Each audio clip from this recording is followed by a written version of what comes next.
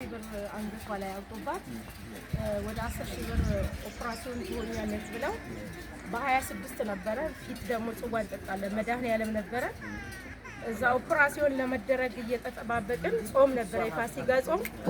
በዛ ጾም ሰዓት ምን አለ እህል እንኳን ወጣ ብለን ጾሙ ሲያበቃ ቀምሰን ኦፕራሲዮን አትደረጊ ብዬ እኔ ውስጤ ጸጥቶኝ የመጀመሪያ ቀን ከሰው ጋር ነበር ሄዳ የታየችው።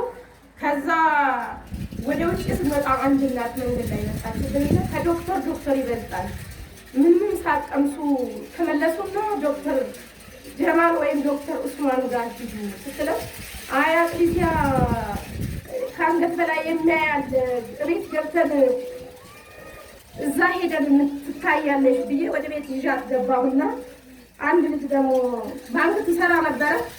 አይ እንግዲህ ብትወስጃት ቆንጆ ነው የሚያድን አለ እኮ ስለኝ እኔ በጣም ከአሴማ ብዙ ድነት ስላገኘሁኝ እኔ ውስጤ ኦፕራሲዮን እንድትሆን አልፈቀድኩም ነበረ። በዛን ሰዓት በኮሮና ሰዓት ልጄ 2 ልጆች ዩኒቨርሲቲ ታመውብኝ መጥተው ለብቻው ሳስጠምቀው ነበረ። ሚካኤል እኔ ከሰው ጋር አልጠመቅም ኮሮና ነው የያዘኝ ሲል ልጄ 7 ቀን ተላልሼ ልጁ ከዛ ኮሮና ነፃ ሆነ በኮሮና ሰዓት። እችም ደግሞ ኦፕራሲዮን ልትሆን አንገቷ ላይ መስመር አድርገው ሊያደርጓት ሲሉ መድኃኒዓለም አንተ ቀደምልኝ እኔ ኦፕራሲዮን አላስደርግም ብዬ በማግስቱ በ27 ወደ መድኃኒዓለም ወደ ጽዋዬ ሄጄ ዛሬ ከበሽታው ተገላግላ ኦፕራሲዮን ሳትሆን ቅድስት አርሴማ 6 ቀን አብረን ተጠምቀን ነፃ ወጣችልኝ። ክብርና ምስጋና